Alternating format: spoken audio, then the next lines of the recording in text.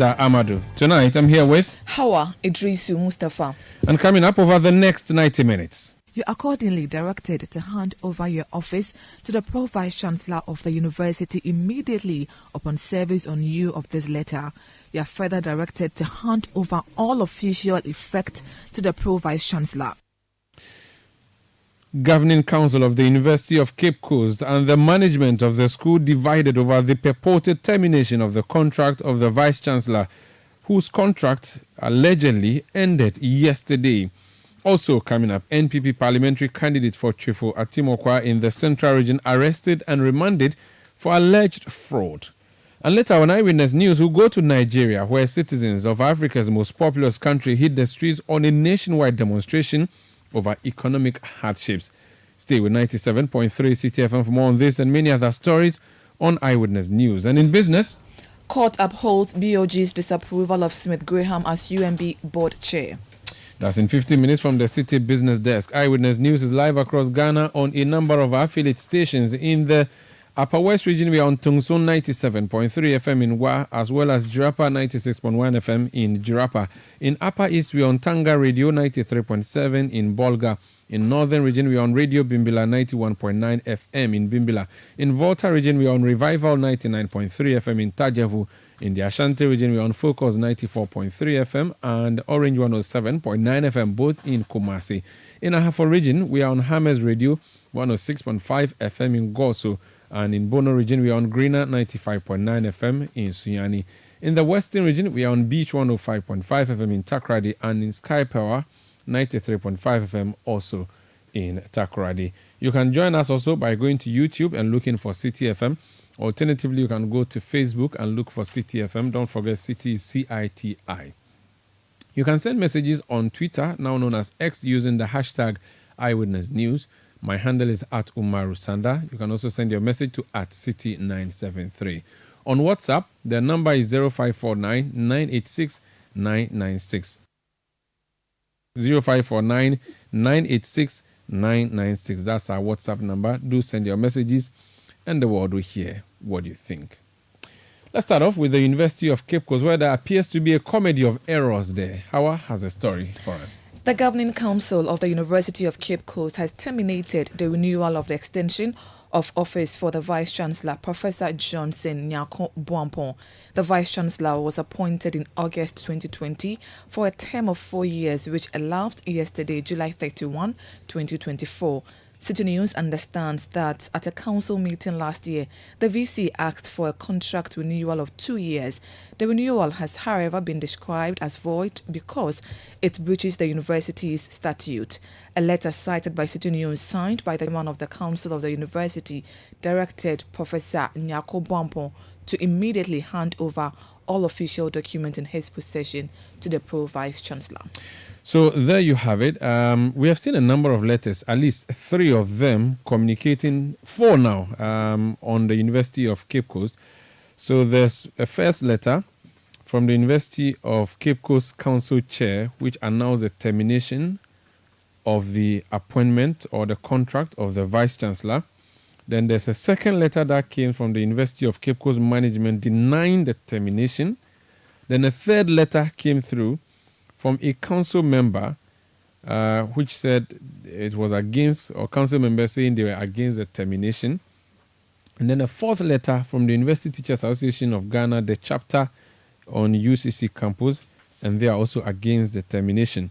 So there's one termination and then 3 anti-termination. Sami Biafe is our correspondent at the presidency, but for purpose of tonight's discussion, he's also producer of Eyewitness News, who's joining me in studio now to help us make sense of the letters. Sami, so since it's 4 letters, let's summarize them for our listeners. Take the first one, I take the second one, and continue. So this is the first one that came from the council chair, who announced the termination of the appointment of the Vice Chancellor, Professor Johnson Nyako Boampong, saying that indeed his appointment, I read just portions of it for want of time. It says, pursuant to your letter of appointment dated 17th June 2020, the University Council appointed you as Vice Chancellor of the University for a period of 4 years with effect 1st August 2020. You are hereby notified that your appointment ended and terminated on the 31st day of July 2024. Please note that the purported renewal or extension of your appointment as Vice Chancellor at the Council's meeting held on the 28th of July 2023 for a 2-year term effective 1st August 2024 is void and the same revoked, as it breaches the university laws and renewal of appointment of the university Vice Chancellor. The voidness of the aforementioned renewal is by reason of the following. It says the compulsory retirement age of public servants is at 60 years old and provided by Article 119, Clause 14 of the 1992 Constitution. It says, whilst your appointment may be extended by 2 years at a time up for a maximum of 5 years beyond your retirement age by contract as provided in Article 199, Clause 4 above, there has not yet been any such contractual extension, and such extension is applicable only to your appointment as a member of the university in general, but not applicable to your position as a Vice Chancellor, since the university laws has placed a limit on same in its law, which is Status 814. So it gives reasons why the particular appointment cannot be renewed to the Vice Chancellor, which already the council has announced that it was extending it by 2 years for him. And then the letter came from the university, which you have. Yes, so this what you have is a governing council. No, is the chairman of the governing council. For and on behalf of the council? Yes, but then there are other letters which shows that it was a personal decision taken by the chairman of the council. I see. So this letter was dated when? This letter is dated the 31st of July 2024. Yesterday. Yes. Saying to the VC that we are not going to extend your contract. Yes. So you retired yesterday, pack your things, hand over everything to the Pro VC and go home. Definitely. That's what he said. Then today, 1st August 2024, Thursday, appointment of the Vice Chancellor of the University of Cape Coast not terminated. This is a letter from the University of Cape Coast on its letterhead. And it says that Cape Coast, Thursday, 1st August 2024, the management of the University of Cape Coast, UCC, has come across a letter purported to have been written and signed by the chairman of the University Council, Professor Harold S. Amono Kofi, terminating the appointment of the Vice Chancellor, Professor Johnson Nyako Boampong. Management wishes to state unequivocally that 1. Council has not met to discuss or take such a decision, and that at its last meeting held on Tuesday, 30th July 2024, records available indicate that matters discussed and decided upon did not include the Vice Chancellor's tenure. 2. The university community and the general public are therefore entreated to disregard the publication. And this is signed by Major Kofi Ban Bentum, retired. He is the PSC, PAPR. He's the director in charge of Directorate of Public Affairs. Definitely. So this is coming from the management of the university. And then another letter comes in from concerned members of the council. Okay. This time around, the council members only, with the exception of the chairman, have also issued a letter. Do we have a list there? We have a list here. So 7 of them. 7. It says Professor Eric Annan, who is the representative of the Pro Vice Chancellor also. And then Dr. Jerry Opoku Ansah, he's a rep from UTAG. Mr. Samuel Danso Akoto, he's representing the old students or alumni. And then Mr. Vincent Kwejo Siabi, he's the LSRC rep. Mr. Kwabna Ejapon, Grasa rep. Mr. Benjamin Frank Hagan, TUC rep. And Mohammed Kwesen, who is the CHAS rep. And then these members are on the council board of the university. So 7 of them, I'm just looking at the university council. I'm going to mention it here. So you tell me which of them you have there. So we have Sir Sam Eson as the chancellor. This is University of Cape Coast, right? Professor Obim Mreku, pro vice chancellor. Then we have Professor Johnson Nyaku Buampong. That's the vice chancellor. Yes. Now let's look at other members. Professor Mrs. Rosemont Boahin, do you have that? Pro Vice Chancellor? No. Do you have Mr. Jeff Te Emmanuel Onyami? You don't have that? No. Okay. I'll try and get a full complement of the council members so that we see how many are supporting this the particular decision and those who are not. In fact, I have the full list here. So there is Professor Johnson Yakubu. There's, in fact, government nominees, Reverend Titus Awotri Pratt, government nominee Dr. Samuel Awuku, government nominee Madam Mami Ajwa Jeche Jando, representative of convocation Professor Eric Anani, representative of convocation Dr. Justus Precious Dekuma, representative of UTAG UCC branch Dr. Samuel Bet Bwedi Kusi. Do you have that? No, the one here is Dr. Jerry Opoku Ansah. Representing UTAG? UTAG, yes. Okay, representative of CHAS, Madam Cecilia Ajo Professor. Is that what you have there? CHAS here is Mohammed Kwesen. Okay, how about the representative of the alumni, Mr. Kobna Sam Benti Enche? The one here is Samuel Danso Akoto. What I'm suspecting is that my there's list is a outdated. reconstitution. I think Yes, my list is outdated. Yes. Okay, so there's a reconstituted one. Okay, let me ask you to hold on briefly. Let me speak to Samuel Danso Akoto. He is a council member and president of the alumni. He's joined us on line. Sir, you're welcome to Eyewitness News. Thank you, sir. Good evening. Good evening to you. Before I come to you, Sammy, so the first letter is from council chair, second letter from the management, third letter from... These are concerned members of the University council. of Cape Coast Council. And the fourth the one final from one is coming from UTAG, University of Cape Coast branch. Samuel Danso Akoto, member, University Council, Cape Coast. You're welcome to Eyewitness News. Thank you, sir. I was just trying to list out the names of council. I realized that what I have here is outdated. Yes, I heard you. That one is actually outdated. Good. That is the membership of the former council. Okay. Talk to us about this comedy of errors on your campus. What's happening? The comedy of errors has a long history, but let me try to make it very short. So a new council was inaugurated, I think, about 7 months ago, and the council chair is Professor Amonu Kofi. Before his appointment, the vice chancellor's appointment had been renewed by the former council because the statute of the university allows, after the 4-year term, if each has not caught up with the vice chancellor, he can actually apply for extension.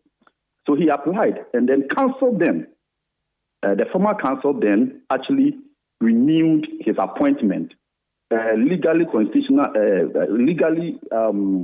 mandated council actually renewed his appointment. It wasn't done arbitrarily. There was actually, even before the renewal of the appointment, there were a committee of eminent professors which was actually set up. And that is actually novel. It has never been done to assess his performance.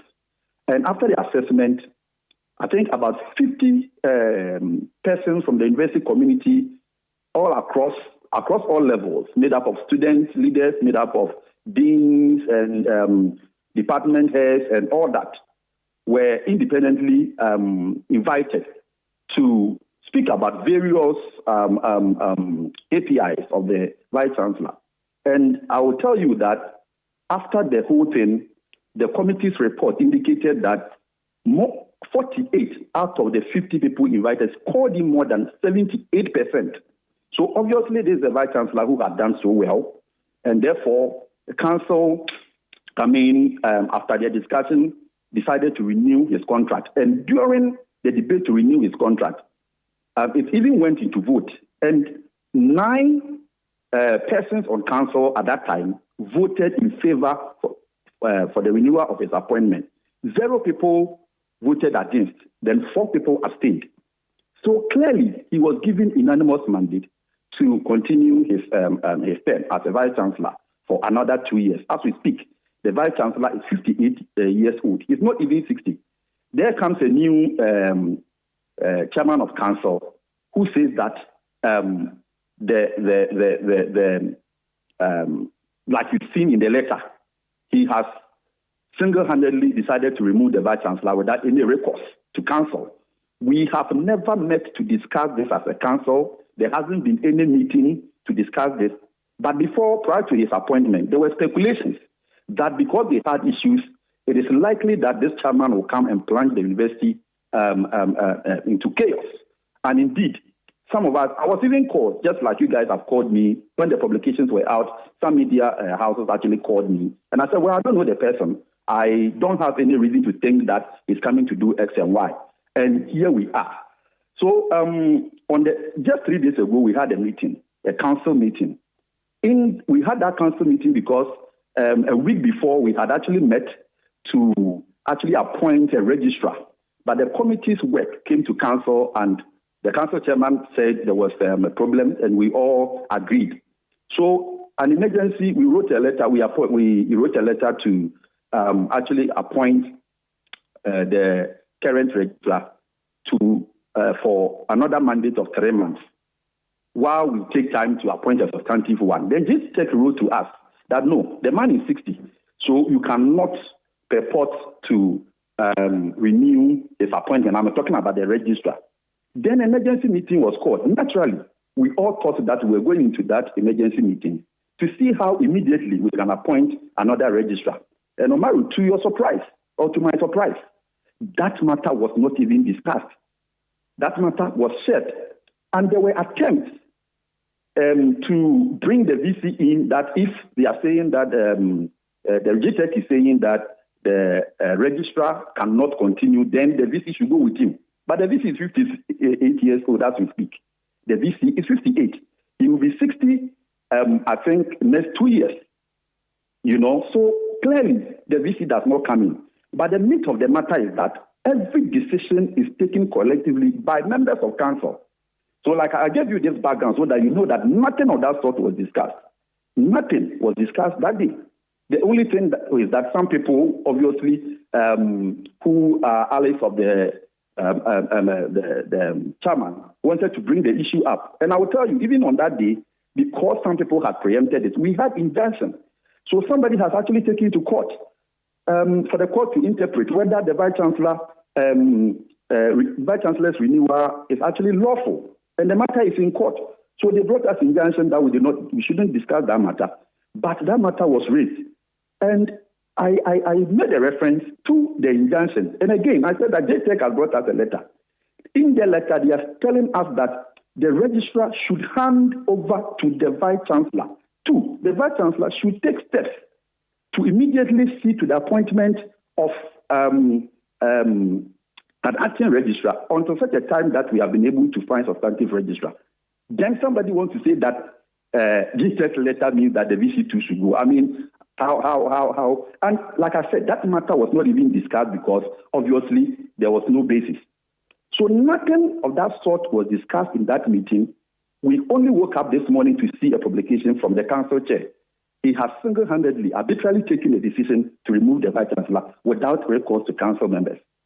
Nothing of that sort has been discussed. So his decision is whimsical and capricious. I mean, he actually did it alone. He didn't even, you can see the letter, he didn't even copy council members. I don't know on which law he's acting, but clearly, as you have seen, the university has written that obviously he took that decision alone. UTAC has written, and then we concerned members of council, because we were all there in the meeting, have also written to that effect. So that is actually what is happening. And let me say this. You have been following it some time ago. You used to hear that University of Cape Coast was University of Constant Completion and all that. In the past years, the university has been very peaceful. In the past 4 years reign of this current vice chancellor, you hear in the news, University of Cape Coast is the number 1 in Africa, West Africa, number 4 in Africa. Constantly, for the past 4 years, I know some of my UG and KNUSC and my friends with, But so what I'm trying to say is that the university is doing well. Ask everybody. The university has been peaceful, and nothing really is actually. Obviously there will be things that definitely will go wrong somewhere. But largely, the university is doing well until this council chair was appointed. So deliberately, all his actions deliberately is trying to remove somebody.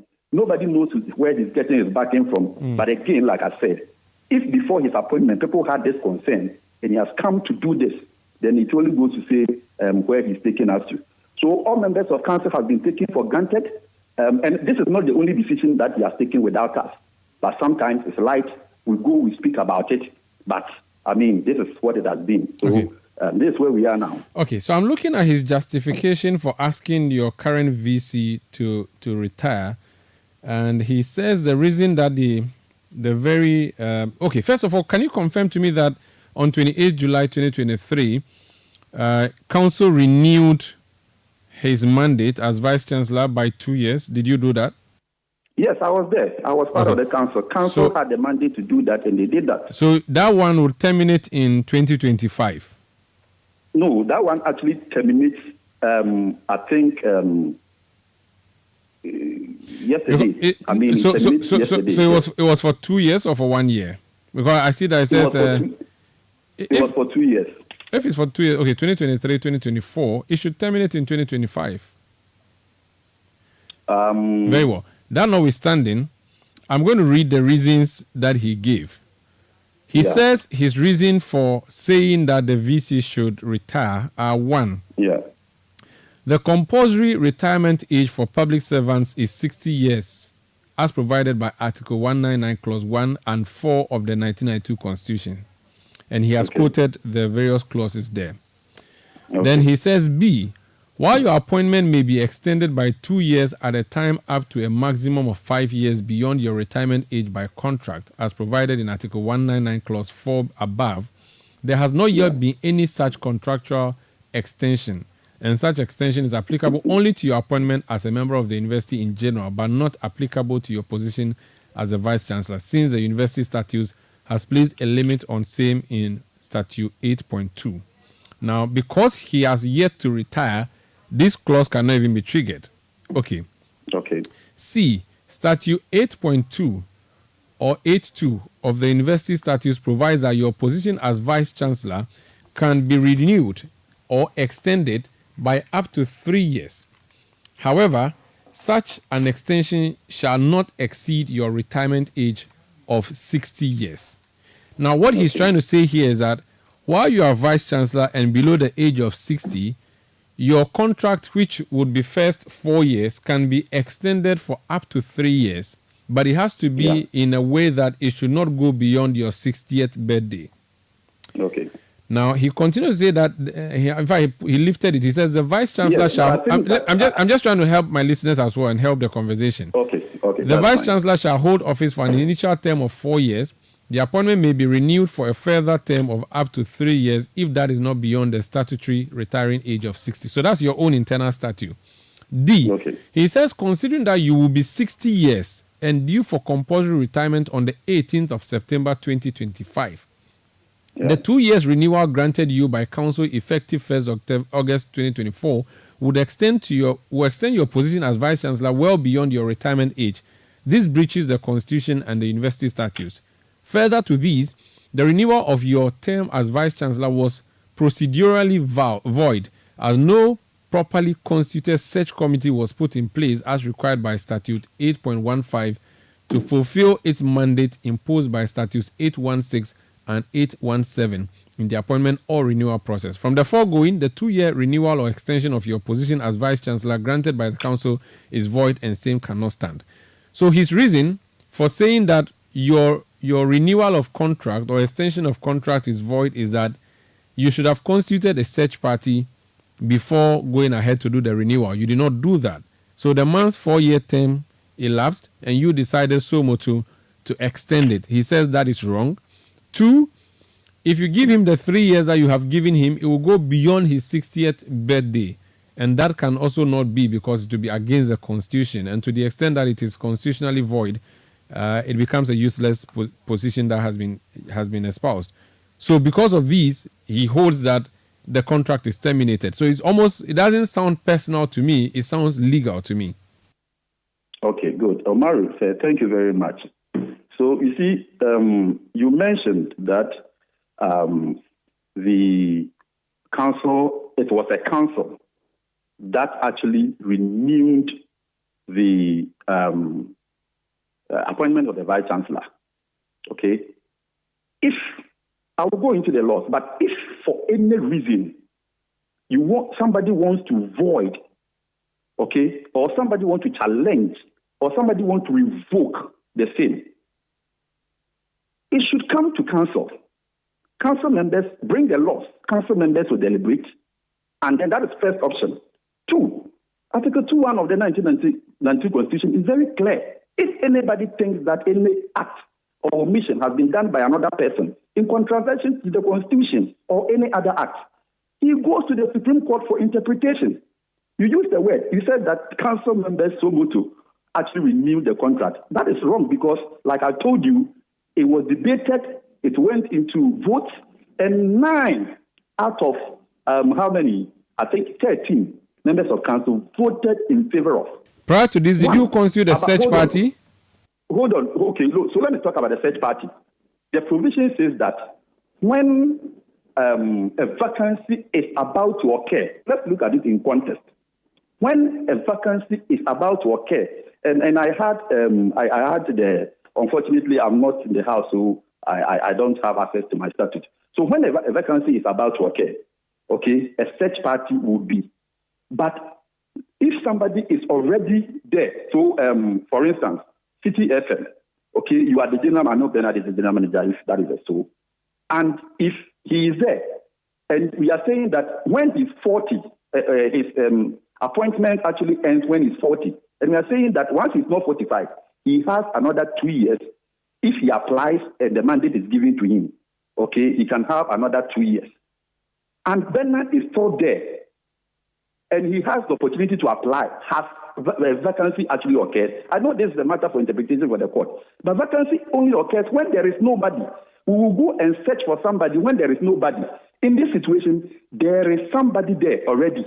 Okay, so you are going to search for people to come and contest the 2 years extension that you are giving to him? No, it is only when the person does not have that 2 years. When, for instance, he was 56 when he was appointed, so by the time that his term ends, he's 60. That one, a genuine vacancy is about to occur, so a search party will be put there. But when somebody is asking for renewal while in office, you are putting a search party to go and search for who? For the person to renew his appointment, because the subject matter doesn't become appointment of a new VC. The subject matter becomes renewal of appointment of somebody who is already in office. So who are you going to search? So there are two different situations. That is it. There are two different situations. Again, he spoke about the 60 years. So, like I said, the 2 years in the university system, and this is a common knowledge. I mean, you can talk to some of the academia, your friends in academia. They will tell you they have something called rollover.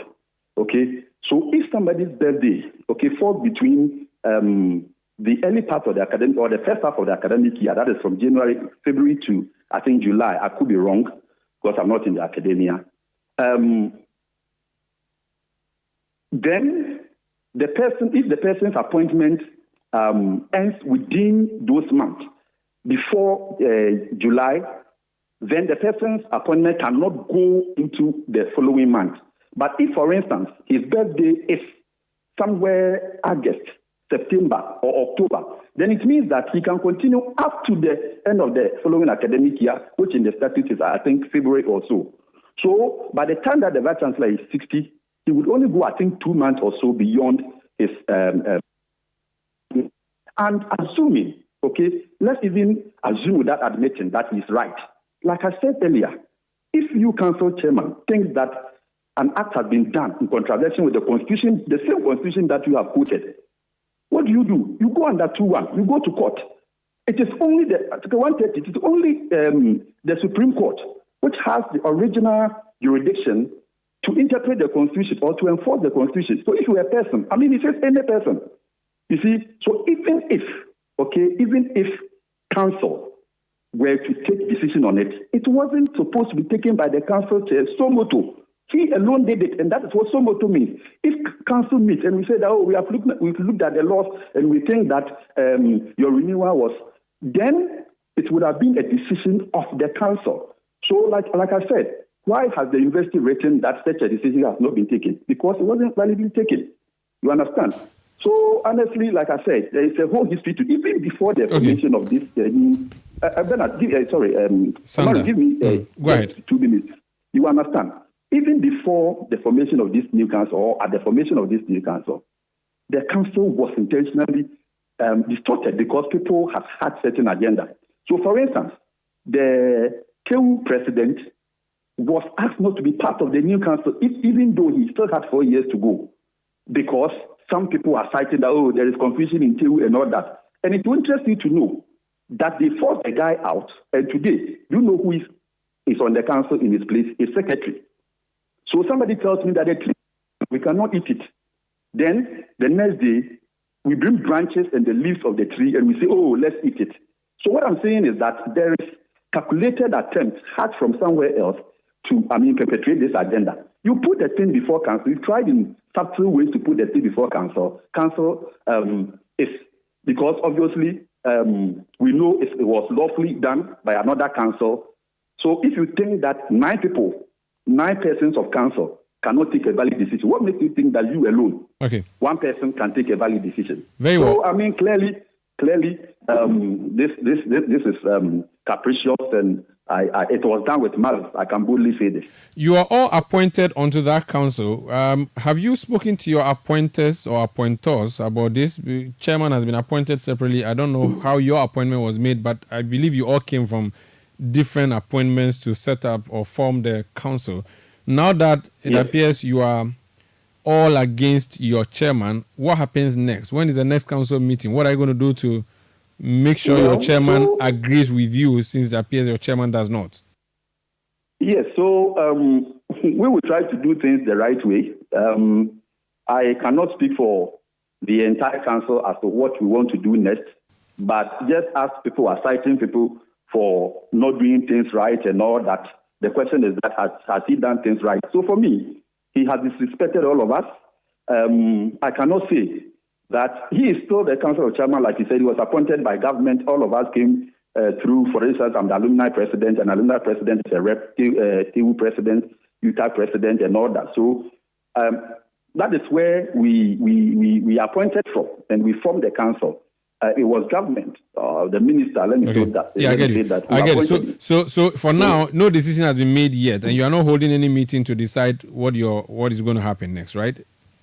Well, maybe when that comes up later, you'll get to hear. But the reason I'm not speaking to you is I don't have the power to convene a meeting, even though I think 5 members of council can actually requisition an emergency meeting. We'll think about that if that is what we have to do. We'll do. So before I go, I'm the president of the alumni of the university, and I am a corporate person. Image is very, very important to me. So every well-meaning alumni of the university, or a stakeholder, or even the management, or even the university community, look, we have a university to protect. We shouldn't just allow one person, or even that one person should know that his interest should not be bigger than that of the university. I'm very sad today because we are seeing all these publications, and there again, people are calling me to say that university of constant confusion. But this is a university which for the past years has been very peaceful. Like I said, for the past 4 years, has been topping all the, rankings, world rankings and all that. So, let's all protect our university. These things are not healthy, and we shouldn't allow one person to take all of us for a ride. Thank you so much. Thank you so much for speaking to us. Samuel Danso Akoto is a member of the Council of the University of Cape Coast. Let's speak to the university itself. Major Kofi Ban Bentum is director at the Directorate of Public Affairs. So you're welcome to Eyewitness News. What is happening in your school is akin to 2 elephants fighting. You are the grass. So there's a conflict between your members of council and your chair of council. As a university, what position are you taking? Is your VC going to stay or is going to go? Hello, Director. Director, can you hear me? Apologies, he seems not to be hearing me. This is Eyewitness News on 97.3 Citi FM. We are coming to you from our studios in Adabraka in Accra. We'll take a break. We'll be back with more. Please stay. Eyewitness News. Be there as it happens.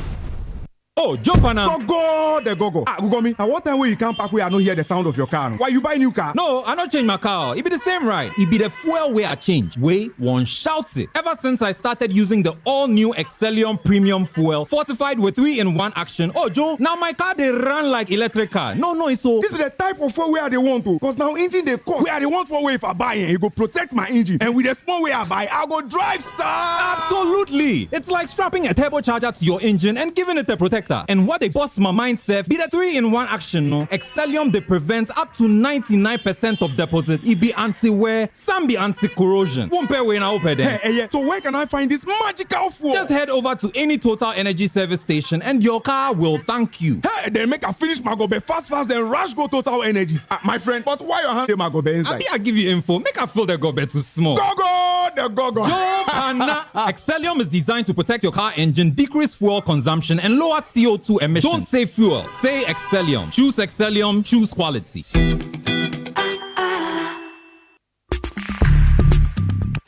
Let your voice be heard on Eyewitness News on Facebook at facebook.com/Citi97.3, Twitter at twitter.com/Citi973, and Instagram at instagram.com/Citi973 with the hashtag Eyewitness News.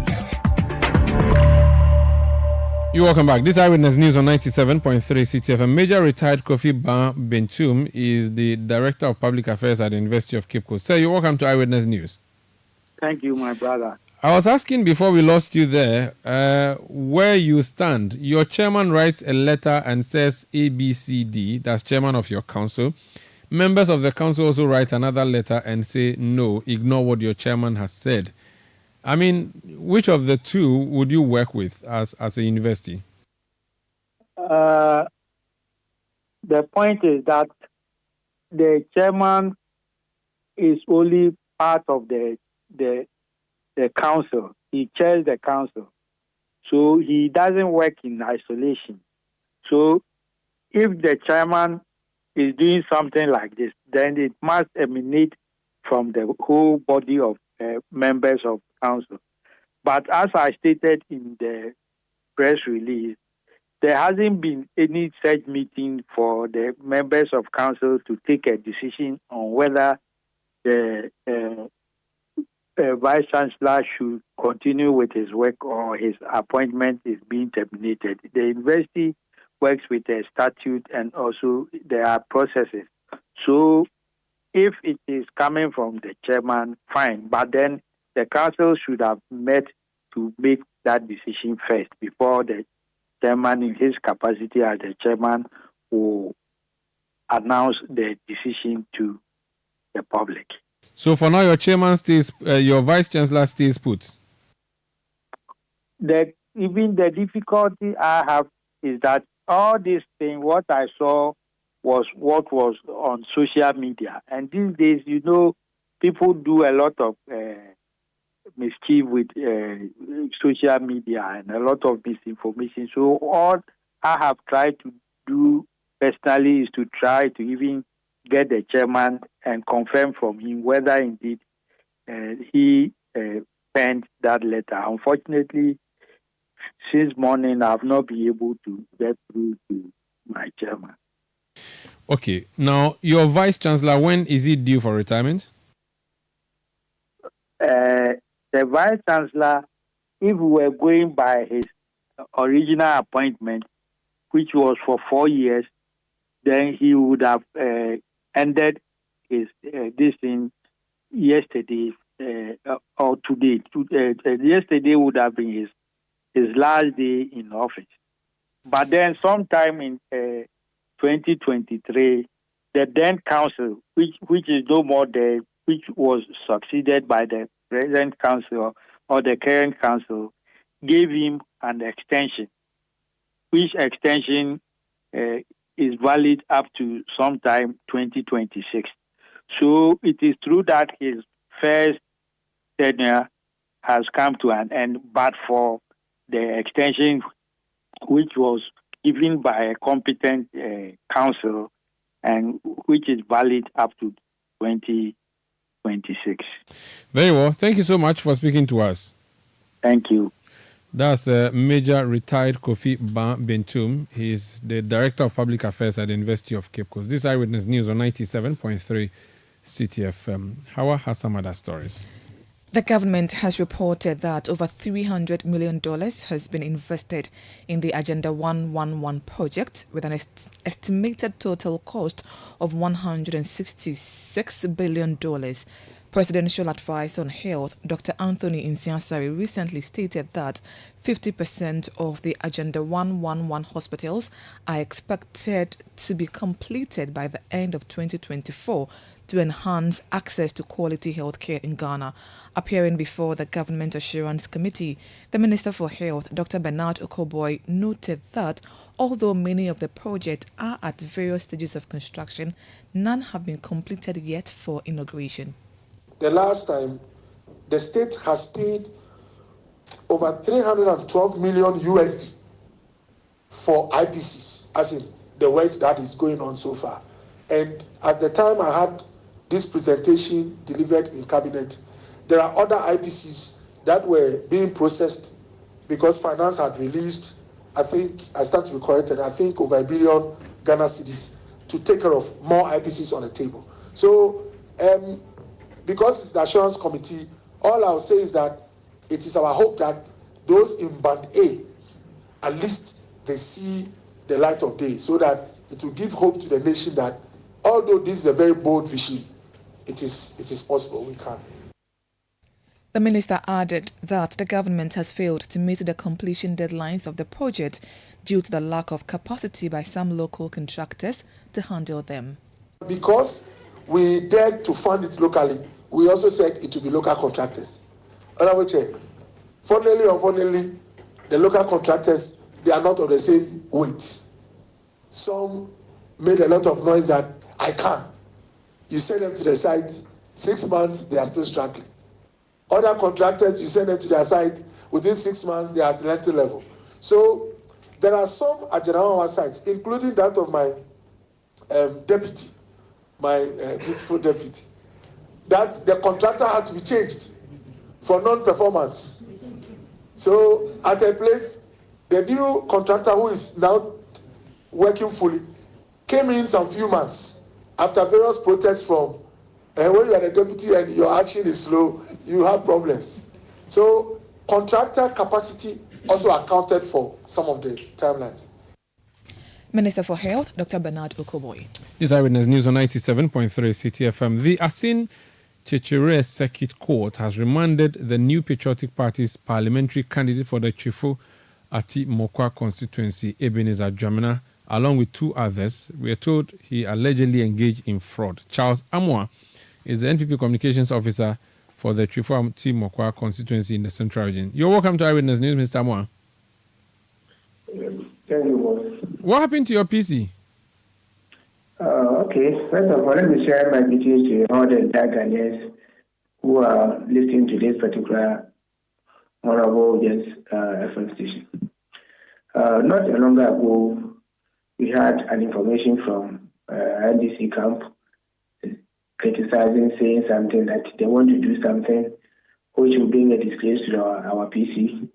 And since we are approaching the election year, we quite remember that. It was just yesterday, about 2 weeks ago, and we had this information from some of your sister stations that our PC have been sent to court for these car allegation issues. So we need to just cross-check and find out what is really going on about that 2 weeks ago. So we made a call and the consultation to that particular issues. Not only as at that time, the PC wasn't even in court as at that time. Those who were on court as at that time were the people the two people who have been jailed, sentenced, remanded, attached to the PC yesterday. So they were on court for that 2 weeks ago. On yesterday, the issue came out again that the PC himself is going to court with the two other suspects who were all the same custody with him. They went to the circuit court concerning that allegation about the PC have tried to fraud somebody concerning a car issue. And the car issue is the PC wasn't part of the issue, but the PC recommended those who are going to buy the car to the car dealer. The PC himself bought a car from the car dealer some time ago.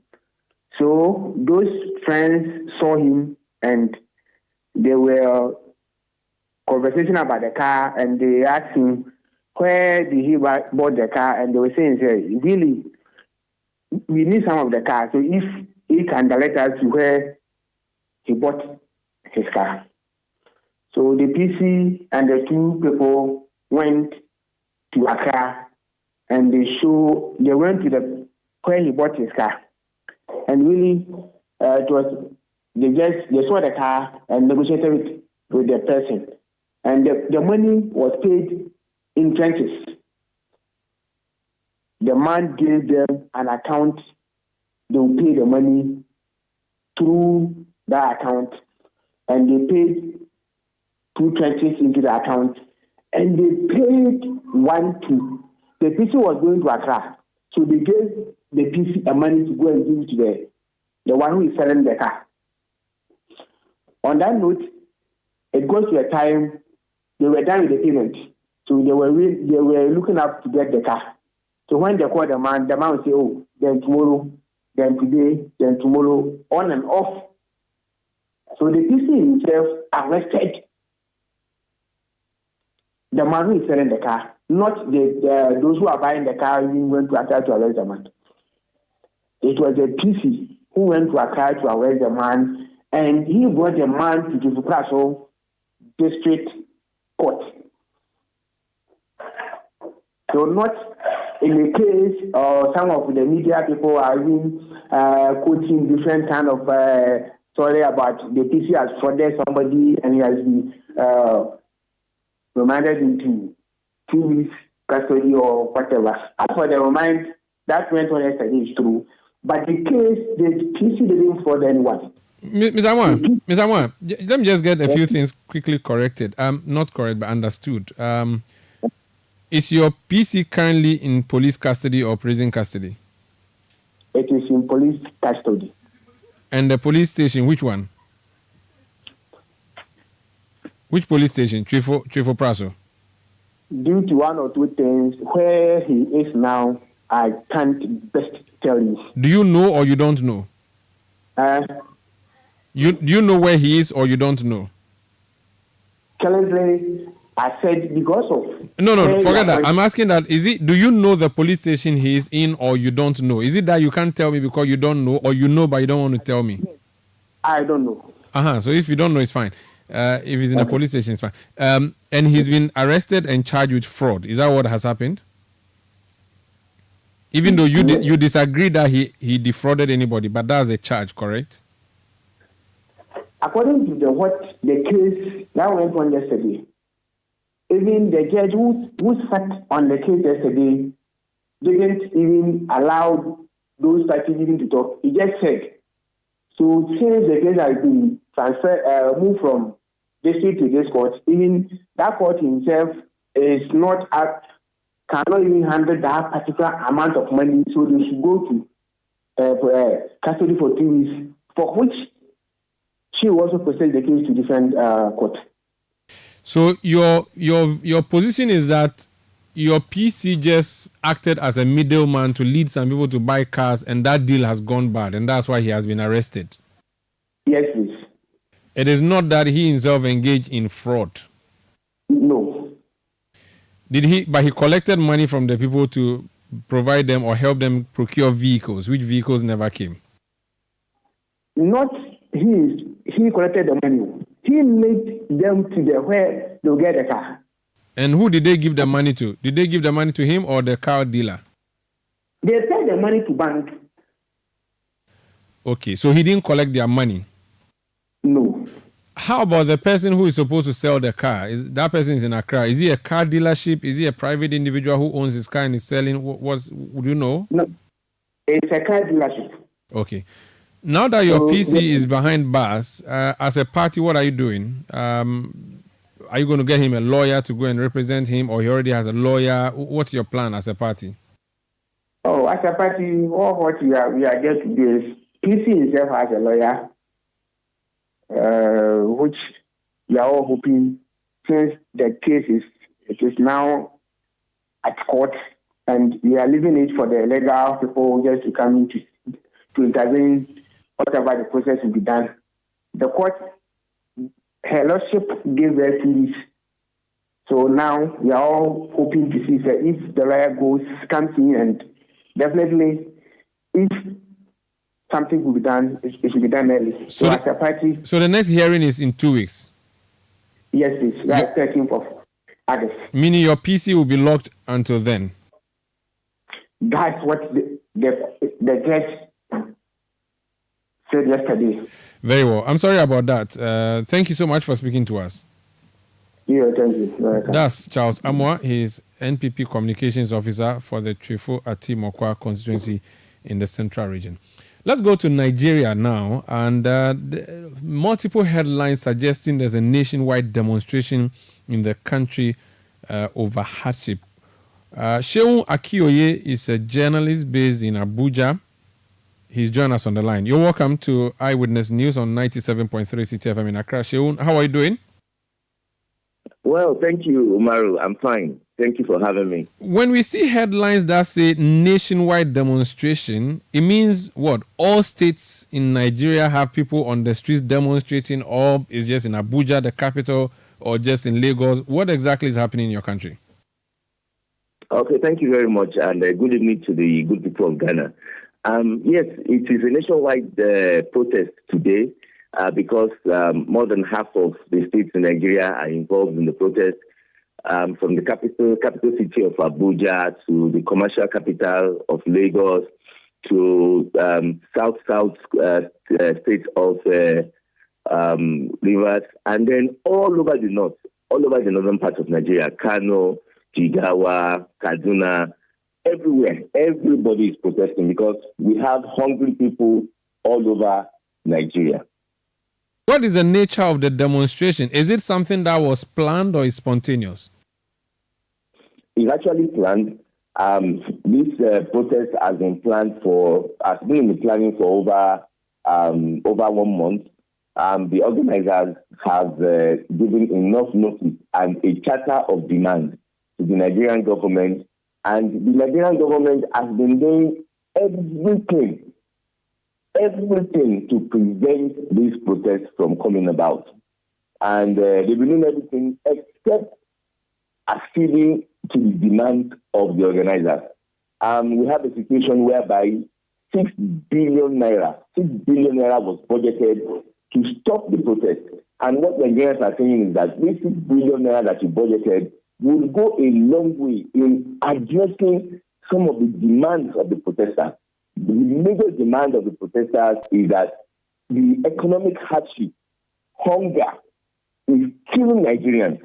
And all these are happening because of the economic policies of Mr. President. And they are asking for a reversal of those inhuman and very, very hard economic policies. At least let the poor people breathe.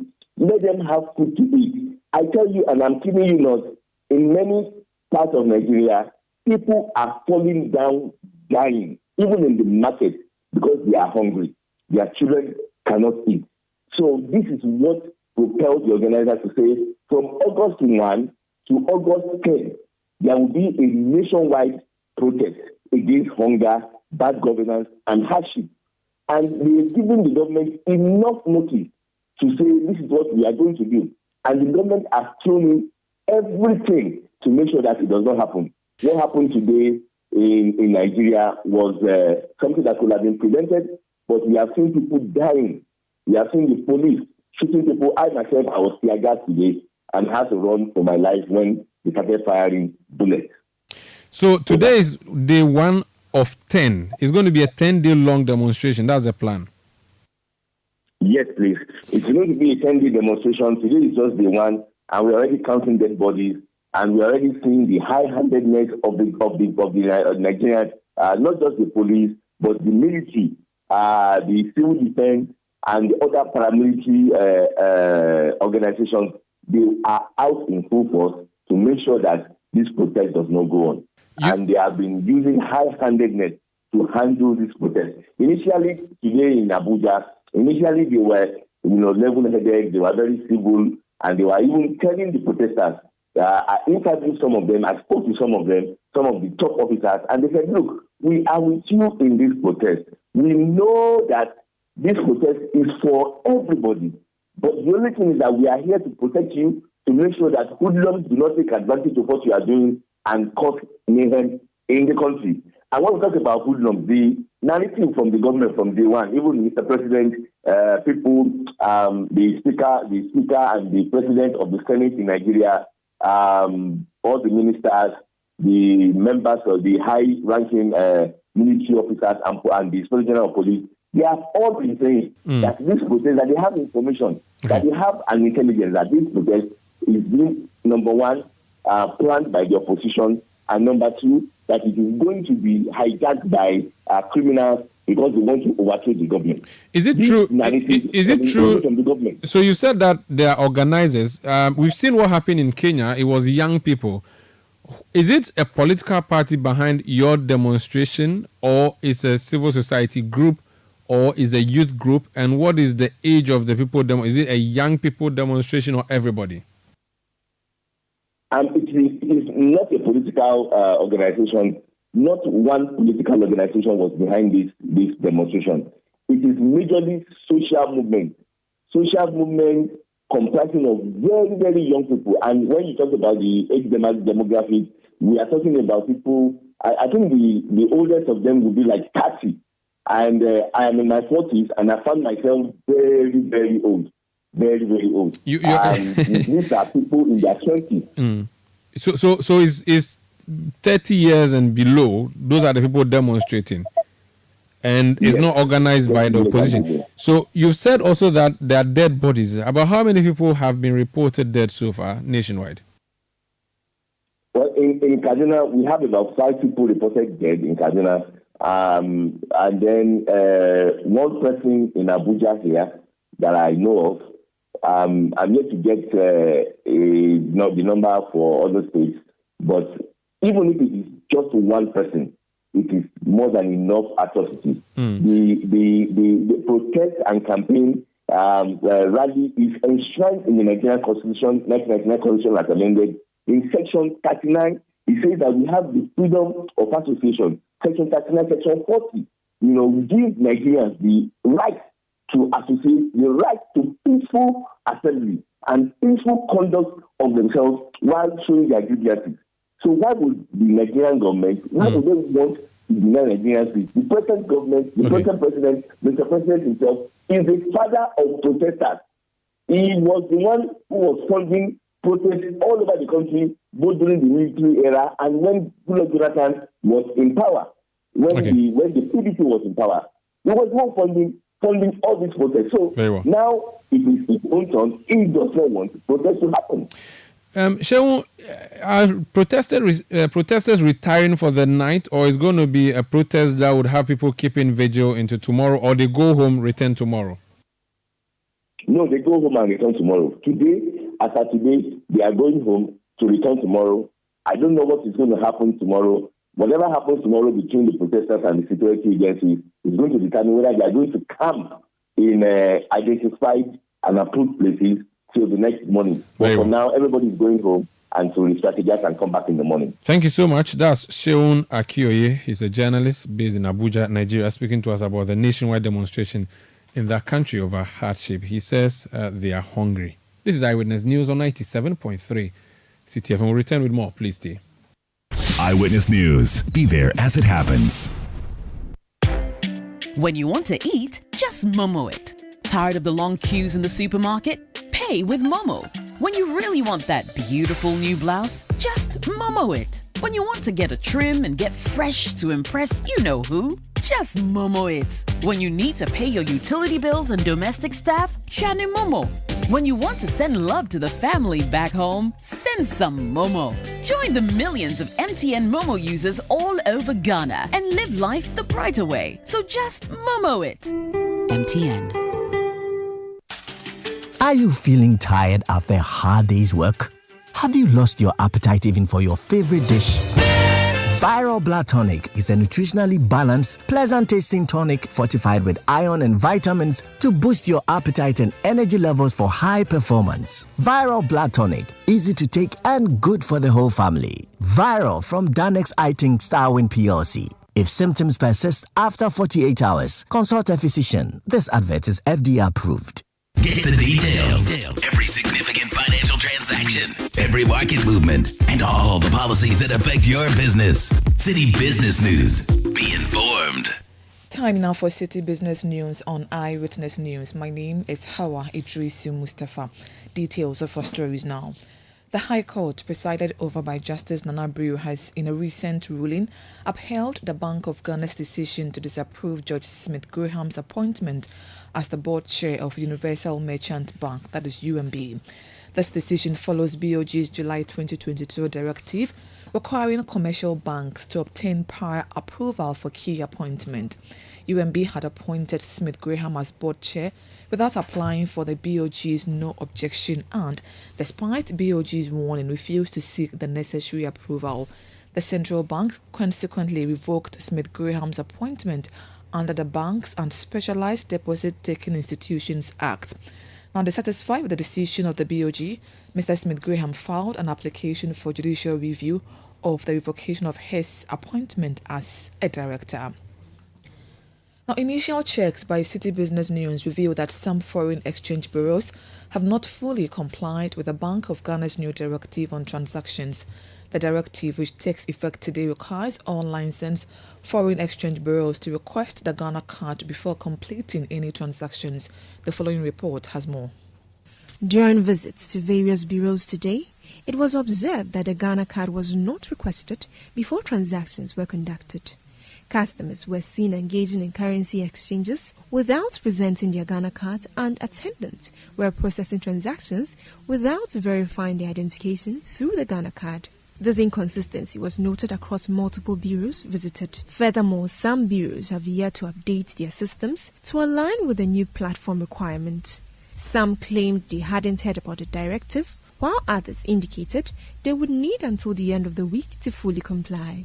Others were observed conducting transactions without inputting card details into any system. Citi Business News observed some dealers requesting the card, but they proceeded with transactions when customers said they did not have them. Some bureaus who spoke to Citi Business News off record expressed concerns about the impact on their business, noting that they already struggle to attract customers. They mentioned that they are unsure if they can immediately turn away the fees they collect due to the Ghana card requirement, and stated they would need about a week to sensitize their customers before they can insist on the new mandate.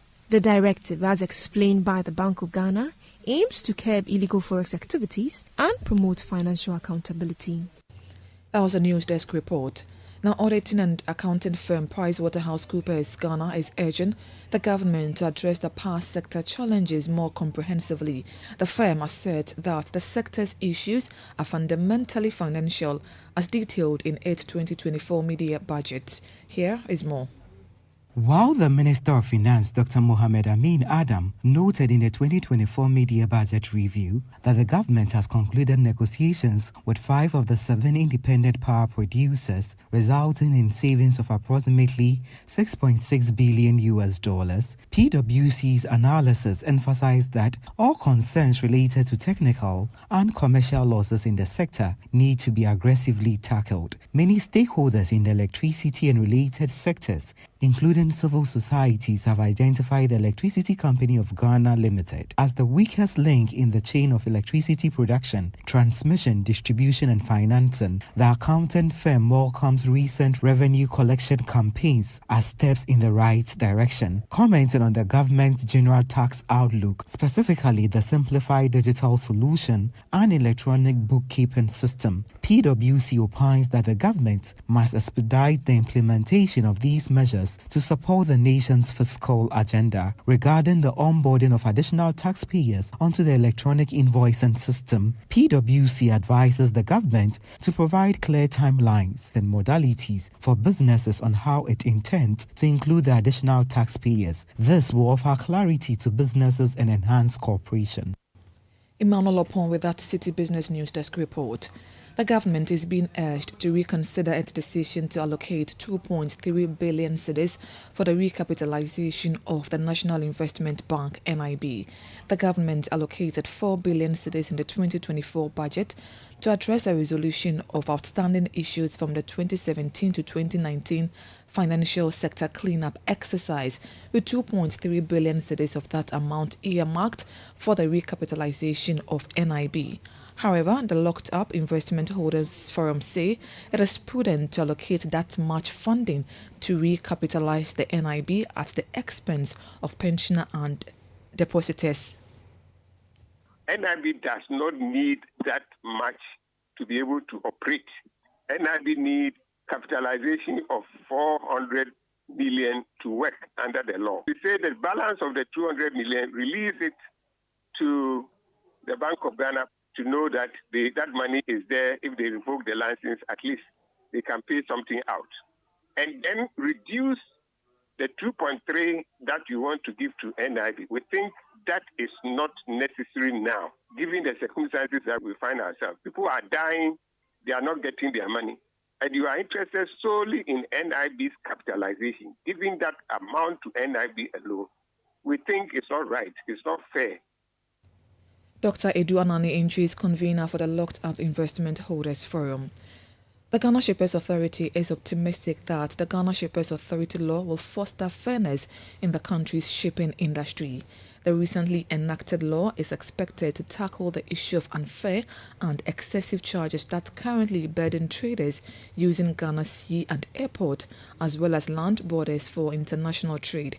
Here's Director for Business Development and Commercial Service at the Ghana Shippers Authority, Emmanuel Kofi Aku. So the issue about somebody charging what they like and they determine it, issues of demurrage and when, it starts, when people are not able to clear cargo because it's a holiday yet they are being charged, all those things will have to be streamlined because the law gives us the provision to make further regulations as to how demurrage, etc. is charged. So this is a law for everybody, for stakeholder, for freight forwarder, for the shipper, even for the shipping line.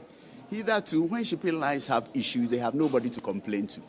But with this law, a shipping line can have recourse in Ghana Shippers Authority and complain if another service provider is treating them unfairly. So we have become like an arbiter in the industry and ensure that there is fairness. That was Director of Business Development and Commercial Service at the Ghana Shippers Authority, Emmanuel Kofi Aku, and in City Business News on Eyewitness News. My name is Hawa Idrisu Mustafa. Up next is Point Blank. Eyewitness News. Be there as it happens. Oh, jump on now. Go. Google me. At what time will you come back where I don't hear the sound of your car? Why you buy new car? No, I not change my car. It be the same ride. It be the fuel way I change. Way one shouts it. Ever since I started using the all-new Excellium Premium Fuel, fortified with 3-in-1 action. Oh, Joe, now my car they run like electric car. No, it's so. This is the type of fuel where they want to. Because now engine they cost. Where they want for way if I buy it, it go protect my engine. And with the small way I buy, I go drive, sir. Absolutely. It's like strapping a turbocharger to your engine and giving it a protector. And what they bust my mind, Seth, be the 3-in-1 action, no? Excellium, they prevent up to 99% of deposit. It be anti-wear, some be anti-corrosion. Won't pay when I open them. Hey, so where can I find this magical fuel? Just head over to any Total Energy service station and your car will thank you. Hey, then make a finish my gobe fast, then rush go Total Energies. My friend, but why your hand my gobe inside? I give you info, make a fill the gobe too small. Go, the gogo. Joe Pana. Excellium is designed to protect your car engine, decrease fuel consumption, and lower CO2 emissions. Don't say fuel, say Excellium. Choose Excellium, choose quality.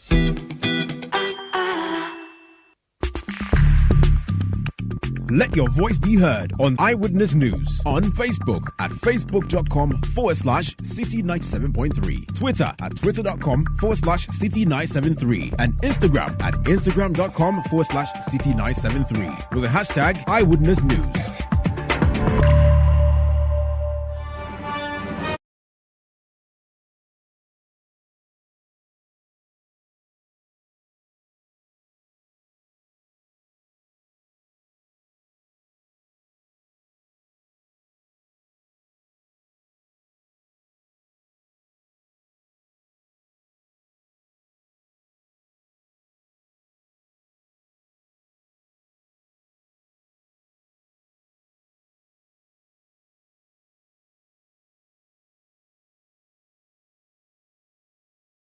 My guest tonight on Point Blank is our correspondent at the presidency, Sami Wiafe. And this is because the President of the Republic, Nana Addo Dankwa Akufo-Addo, has made a statement that we want you to hear.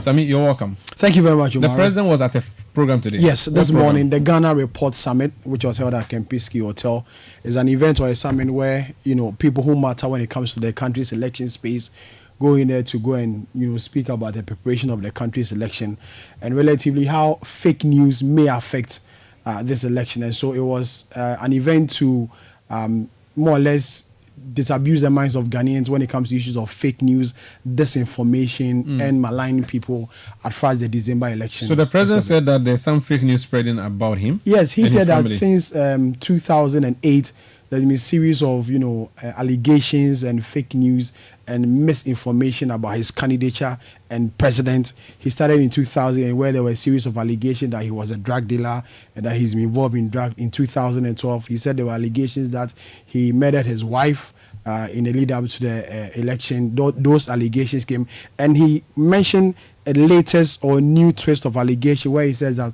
there is a document, purportedly going around with the intention that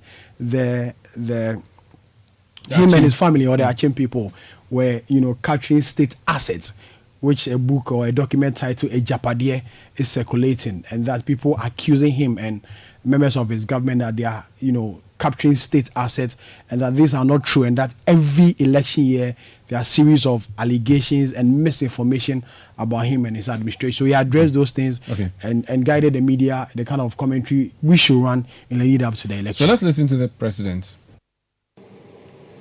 I'm grateful to the managing editor of the Ghana Report, Rashida Sani, for the invitation to be here today.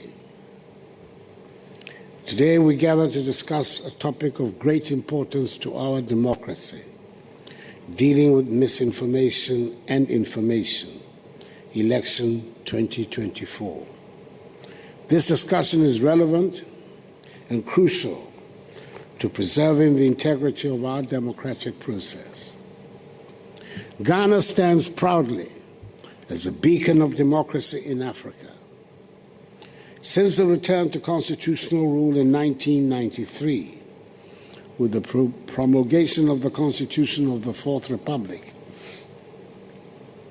after 3 decades of military rule, we've conducted 8 successful general elections. These elections have resulted in 3 peaceful transitions of power, showcasing our commitment to democratic principles and the rule of law.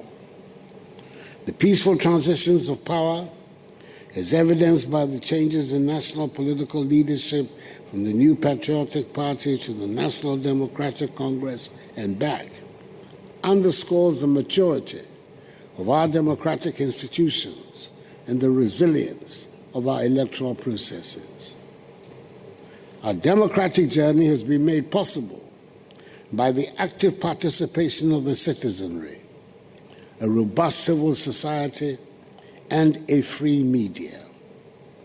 These elements reinforce collectively Ghana's reputation as a stable democratic nation. It is within this context that we must address the growing challenge of misinformation and disinformation, which threatens to undermine the democratic gains we have made. Ladies and gentlemen, since the return to constitutional rule, each election held has contributed to the consolidation of the nation's democratic credentials. The seamless transitions of power are testaments to the strength of our democratic institutions.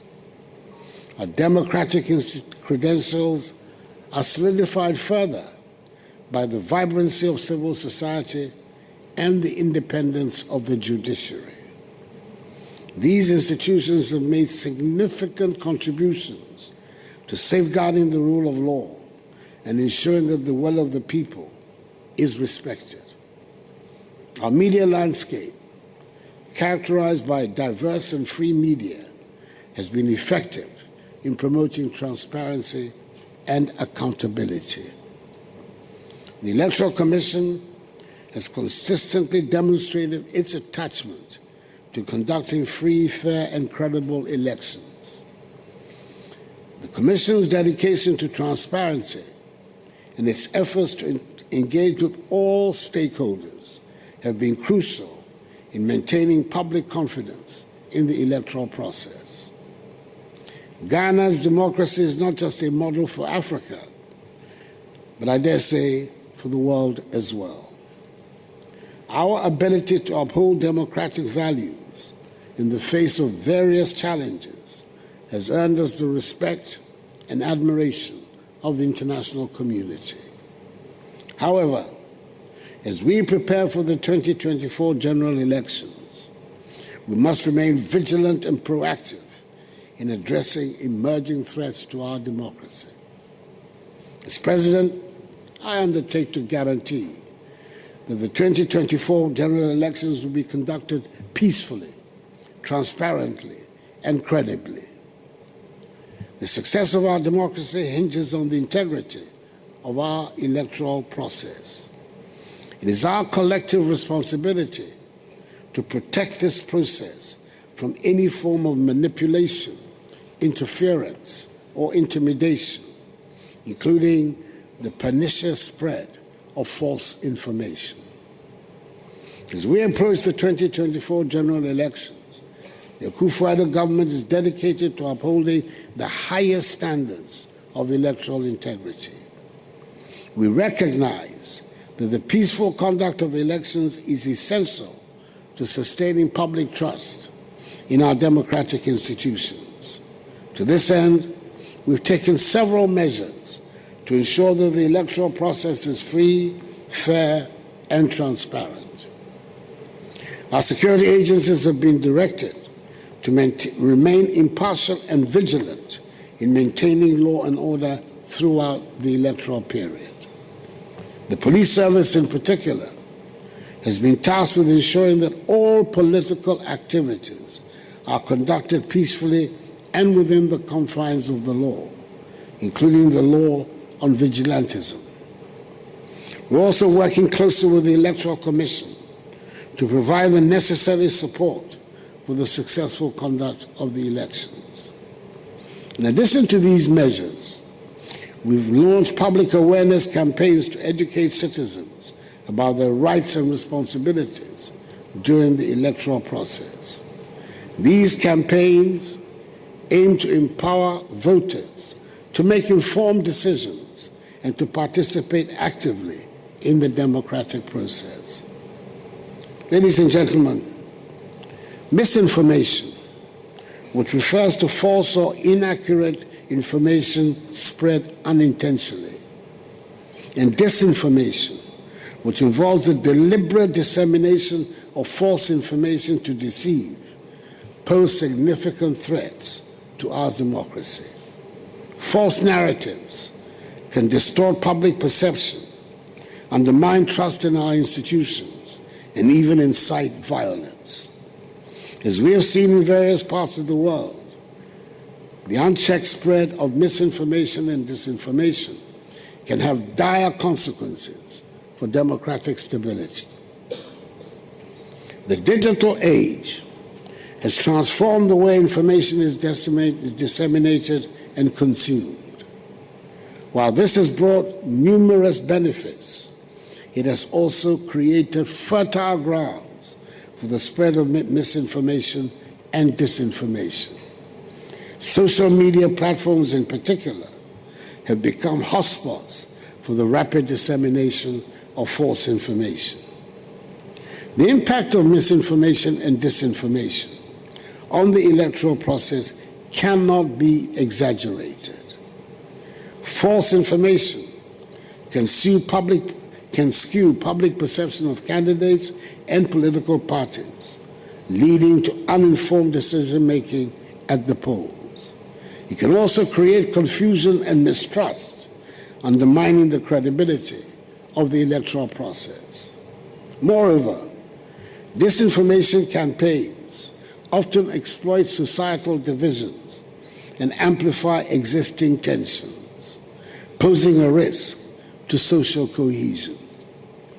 We've witnessed how such campaigns can incite violence and disrupt public order, as seen in other parts of the world. In the run-up to the 2008, 2012, and 2016 presidential elections, and Madam Sani, I'm not here to settle scores, I was the target of numerous false and malicious stories aimed at attacking my credibility and integrity.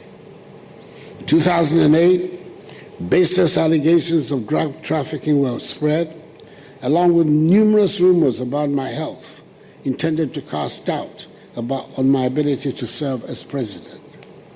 President Kufuor was also accused in 2008 of having sold all of Ghana's gold reserves. Again, the 2012 election saw false reports of my alleged arrest in London for drug possession and fabricated quotes designed to stir ethnic tensions. In 2016, it was alleged by sympathizers of the opposition that I had killed my late wife. Today, with a few months to the December 2024 elections, they are at it again. A fabricated document entitled Ejapadia is being peddled around by operatives of the opposition as evidence of a grand scheme by my party to annex the assets of the state. These experiences underscore the importance of discerning truth from falsehood and the need for all of us to remain vigilant against the dangers of misinformation and disinformation. As we approach the 2024 general elections, we have to address these challenges head-on. We should take proactive measures to curb the spread of false information and ensure that the public has access to accurate and reliable information. In today's digital age, the media, both traditional and digital, is central to shaping public opinion. It is essential that media outlets adhere to the highest standards of journalistic integrity and accuracy. Journalists must be vigilant in verifying information before dissemination, and media houses must prioritize fact-checking and correcting false reports. Social media, while revolutionizing communication, has also become platforms for misinformation and disinformation. While social media has democratized information sharing, it has also made it easier for false information to proliferate. This poses an immense challenge, particularly during election periods when the stakes are high and the public's right to accurate information is paramount. It is important that these apps take proactive measures to identify and remove false content while promoting credible sources of information. Collaboration between governments and technology companies is imperative in this regard. The media landscape has evolved considerably over the last few decades. With the rise of digital platforms transforming the way we consume information. Traditional media outlets, including newspapers, radio, and television, have long been trusted sources of news. However, the advent of social media has introduced new dynamics, enabling the rapid spread of information to a global audience. Government recognizes the importance of working collaboratively with media organizations and technology companies to address this challenge. We have initiated dialogues with these stakeholders to explore effective strategies for combating misinformation and disinformation. We have undertaken several initiatives to address this challenge, such as A, strengthening regulatory frameworks. We've enhanced our legal and regulatory frameworks to hold individuals and organizations accountable for spreading false information. B, collaborating with technology companies. We're engaging with social media companies and other tech firms to develop mechanisms for monitoring and curbing the spread of false information. These partnerships are essential in our fight against digital misinformation and misinformation. C, public awareness campaigns, educating the public about the dangers of misinformation and disinformation and how to identify false information is crucial. We will launch nationwide campaigns to raise awareness and promote media literacy among our citizens. And D, supporting fact-checking organizations. Fact-checking organizations play a vital part in verifying information and debunking false claims. The government will provide support to these organizations to enhance their capacity and reach. In addition to these efforts, I'm pleased to announce the government is in the process of putting in place a national action plan to combat misinformation and disinformation. This comprehensive plan, currently before Cabinet for its consideration and action, outlines strategic steps to address the spread of false information. The action plan aims to defend our democratic processes, protect the integrity of our elections, and promote an informed and engaged citizenry. By implementing this plan, we're taking a proactive stance to ensure that misinformation and disinformation do not undermine our hard-won democratic gains, as well as the peace and stability of the nation. Ladies and gentlemen, political parties and candidates have a fiduciary duty to conduct themselves with integrity and honesty. The spread of false information for political gain undermines our democratic process and erodes public trust. I urge all political actors to commit to truthfulness and transparency in their campaigns. We must all remember that our actions today will shape the future of our nation. Let us engage in constructive dialogue and present our ideas and policies to the electorate in a truthful and respectful manner. Campaigns should be based on substantive issues and policies rather than on the dissemination of false information or personal attacks. Political actors should demonstrate leadership and integrity by rejecting misinformation and disinformation and by promoting a culture of honesty and accountability. I also call on political parties and candidates to educate their supporters about the importance of peaceful conduct during the electoral process. It is our collective responsibility to ensure that the elections are conducted in an atmosphere of peace and respect, free of violence and intimidation. Civil society organizations are invaluable partners in the efforts to curb misinformation and disinformation. Their work in promoting transparency, accountability, and media literacy is essential. We encourage civil society to continue their advocacy and to work closely with government and other stakeholders. The public has also a crucial role to play.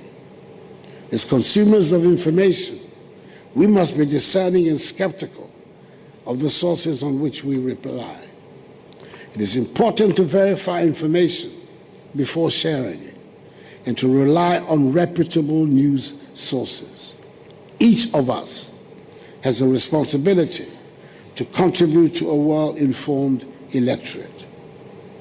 Media literacy is a key component of the strategy to combat misinformation. By educating citizens on how to evaluate properly information, we can empower them to make informed decisions and to recognize and reject false information. Civil society organizations and educational institutions have insightful contributions to make in promoting media literacy and critical thinking skills. I also encourage the public to participate actively in the democratic process, because the democratic process is essentially about the public. This includes attending public forums, engaging with political candidates, and exercising their right to vote. An informed and engaged electorate is the foundation of a strong democracy.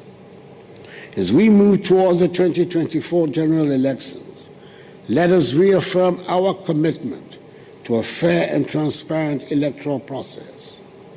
Misinformation and disinformation are challenges that require collective action.